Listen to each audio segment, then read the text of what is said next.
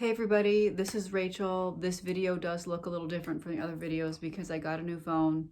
I'm making these videos from my phone, as you can probably tell. And before I get started on the spirit art drawing, I wanted to mention that I will be giving spirit art readings this weekend, February 8th.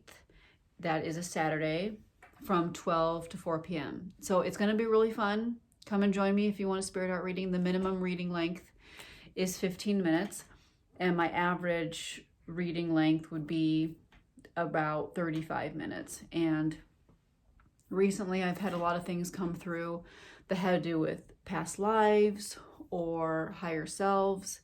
I did get a pair of high school friends that had passed over. I got them recently for a client, and then another client, I got her great grandma. I got her clothes, I got her profession and everything like that. It was a very awesome reading.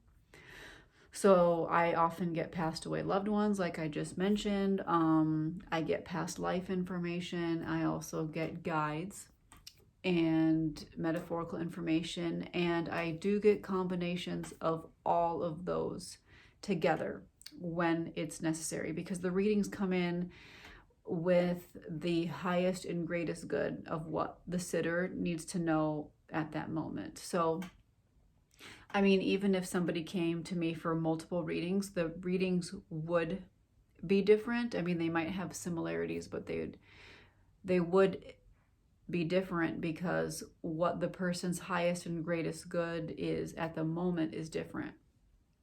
So, that being said, let's get started on this spirit drawing.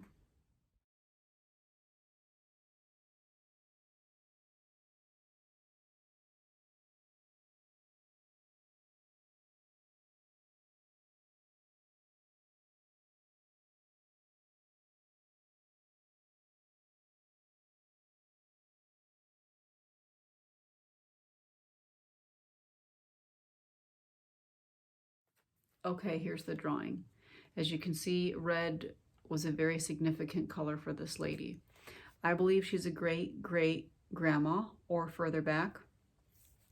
And I'm not really quite sure why I have her in the aerial view here, but I did see her from the aerial view just like this. This is how she came in for whatever reason. I think it's because she wanted me to see her hands. She loved to work with her hands. Her hands are very bony.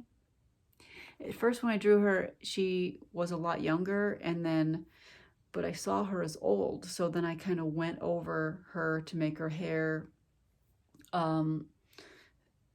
whiter. I don't know if you saw, but in the video, there was a point where her hair was kind of grayish, and then I went over it with eraser to make it more white. And her hands are very bony. She worked with her hands a lot. She wove. So here's a mat or some sort of fabric that she was weaving right here. I'm hoping somebody will recognize this, or if it wasn't weaving, it may have been knitting, but I think it was weaving is what she did. She believed in some sort of snake totem, snake magic, something had to do with snakes. Now, it's a positive sign, so this is a positive symbol. She sees it as a benevolent, natural force. I'm sure there's a lot of snake lore out there. I'm not familiar with all of it, so I actually thought that the ring was going to be a snake. I initially drew this in a way that would be like a snake kind of eating its tail. But then it just ended up being a ring, and that's fine too, because the ring is somewhat evidential. Maybe somebody will recognize the ring. Maybe somebody has their great-great-grandmother's ring, and she was from Eastern Europe. I do think she was Eastern European. I did ponder the fact, could she be Native American, but I really don't think so. She had very fair skin, and she very much reminds me of a gypsy. I don't believe she is a gypsy, but I do believe she's Eastern European in descent. Okay, so, okay, I have the snake here, the ring, the small rug, and her. I also sensed a lot of shame with her. Maybe she was carried a lot of family secrets. Maybe she carried around a lot of shame. I'm not exactly sure what's going on here, but to me she feels very somber. She could just be a drop-in at my studio too, because she feels so sad.